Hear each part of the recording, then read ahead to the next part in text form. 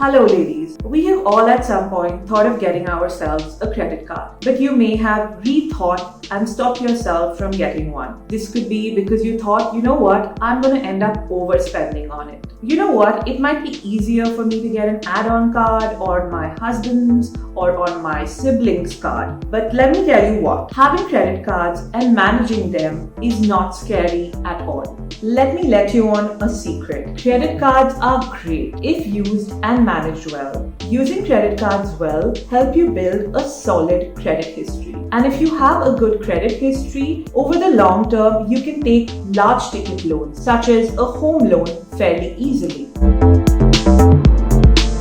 Think of your credit score as a report card where you're judged on various parameters. Your credit score can vary anywhere between 300 to 900, 300 being the lowest and 900 being the highest. A credit score is given to you by a credit bureau who assesses you on various parameters. The creditworthiness of an individual helps the lender, let's assume the bank, understand how good you might be on making those repayments. Based on those parameters, they decide the amount they are willing to lend you, they decide at the rate of interest that they are willing to lend you, and they decide for what duration are they willing to give you that money.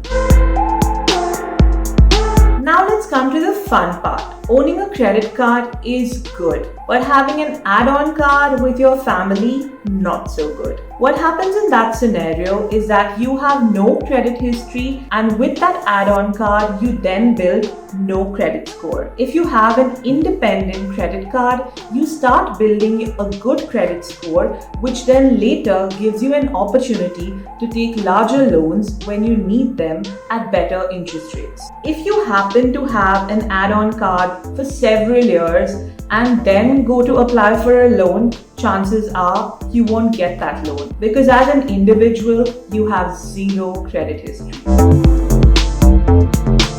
As we look at the increasing importance of credit cards, there are certain countries which really give you better benefits for this. For instance, you have access to a better lifestyle, you have reduced costs on some essentials, or just basically you're someone who's trustworthy enough to give them a good loan. This trend is soon catching up in India. If you might notice now, a high credit score will probably translate to you getting a better interest rate than someone who has a low credit score.